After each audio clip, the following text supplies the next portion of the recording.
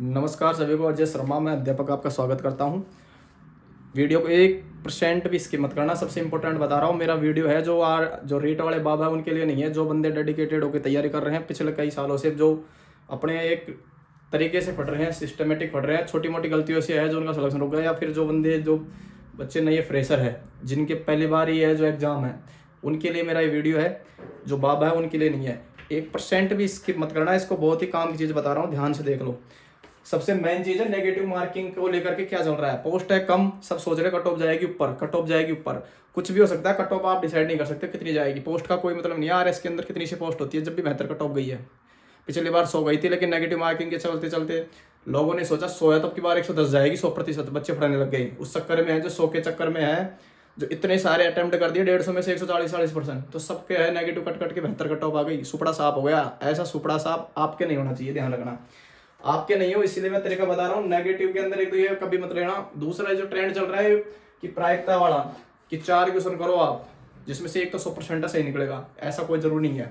ऐसा बिल्कुल भी नहीं है। ये गलती मत कर देना। सिलेक्शन को रोकना हो तो जितने भी आपके आसपास रह रहे बंदे सोच लेना सब, फिर बाद में होगी नेगेटिव हो गई, नेगेटिव हो गई। सबसे बेस्ट तरीका बता रहा हूँ पेपर को अटेम्प्ट करने का, सबसे बेस्ट। आप सोच रहे होंगे अभी इतना जल्दी कैसे बना दिया। भैया अभी प्रैक्टिस करोगे जब ही पार पड़ेगी। सबसे बेस्ट तरीका बता रहा हूँ। सबसे पहले जो क्वेश्चन आप पढ़ रहे हो जिसमें आप 100% श्योर हो, 100% श्योर हो, 100% श्योर को लगा दो आप टिक। उसमें टाइम कंज्यूम मत करो। सबसे जरूरी है, सबसे पहले आप चारों ऑप्शनों को देखो। 4 ऑप्शन देखो, 4 ऑप्शन देखो। 4 ऑप्शन के बाद में आप एलिमिनेशन मेथड बोलते हैं इसको। क्या बोलते हैं? एलिमिनेशन मेथड सबसे बेस्ट मेथड है। एलिमिनेशन मेथड है जो सबसे बेस्ट मेथड है। 4 ऑप्शन में से देखो कि ये तो आंसर हो ही नहीं सकता, इसको कट मारो, ये भी नहीं हो सकता, कट मारो, ये नहीं हो सकता, ये 100%। ये तो है 100% वाले के अंदर। जो पहले राउंड में पेपर करोगे, सब में यही स्कीम लगानी है, हर क्वेश्चन के साथ में। जब दूसरा राउंड आएगा, जब लगेगा कि अच्छा ऑप्शन ए, बी, सी और डी, तो इसमें अगर आपकी एलिमिनेशन मेथड अच्छा है तो आप सोचोगे ये तो हो ही नहीं सकता, ये भी नहीं सकता, आंसर है ये। यानी यहाँ कितनी संभावना है? 50%। भैया यही है प्रायिकता का नियम। यहाँ लगाओ, आप यहाँ लगाओ, ठीक है। ये नहीं है कि चारों में से कुछ है जो क्वेश्चन का कुछ मिल ही नहीं रहा, पता ही नहीं चल रहा, कहाँ से रहा है। एग्जाम पेपर में बहुत सारे क्वेश्चन ऐसे बनते हैं जो किसी के करने के लिए नहीं बने होते हो। सत्य है। आपको 100% पे सिलेक्शन नहीं लेना, कट ऑफ के हिसाब से कट ऑफ क्लियर करनी है तो उस हिसाब से काम करो। सबसे इंपॉर्टेंट चीज और बता रहा हूँ काम की, वो ये है कि जितना आपने पढ़ा है, ईमानदारी से पढ़ा है, उस पर यकीन करो, खुद पे बिलीव करो। सबसे बेस्ट है खुद पे ऊपर बिलीव करो। मेरा वीडियो आपको बोर कर रहा हो, कुछ भी कर रहा हो, अगर आपने 10 महीने की, 12 महीने की, 2 साल की मेहनत दी है, तो ये 5, 7, 10 मिनट का वीडियो आपके लिए बहुत ज़्यादा काम का है। पर्सनल एक्सपीरियंस शेयर कर रहा हूँ मैं। एग्जाम के अंदर एक निश्चित एज के अंदर सारे कंपटीशन अवॉइड करने का मतलब है। जितने भी मेरे लेवल के एग्जाम थे उनको सिस्टमेटिक मैंने किस तरीके से क्लियर किया। वो बाबाओं की तरह काम करोगे तो कुछ नहीं है। जो बंदे फर्स्ट बार दे रहे हैं, फर्स्ट बार में सिलेक्ट हो जाओगे बहुत कम एज के अंदर। सबसे बेस्ट मौका है। और पोस्ट का कुछ नहीं है, पोस्ट डबल तक हो सकती है, नियम है।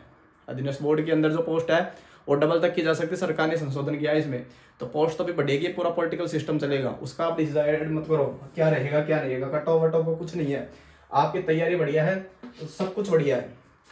तो अटेम्प्ट करने का तरीका बता दिया मैंने। पेपर को दिमाग के अंदर आया कि कट ऑफ के अंदर कितना है, सबसे पहले खुद पे इतना बिलीव करना कि जितनी तुम्हारी तैयारी बस उतना ही खाना है। अगर आप सोचोगे कि मैं पेपर मेरे लेवल से बाहर का आ गया और मैं तो समझ लेना सबके साथ सेम कंडीशन है।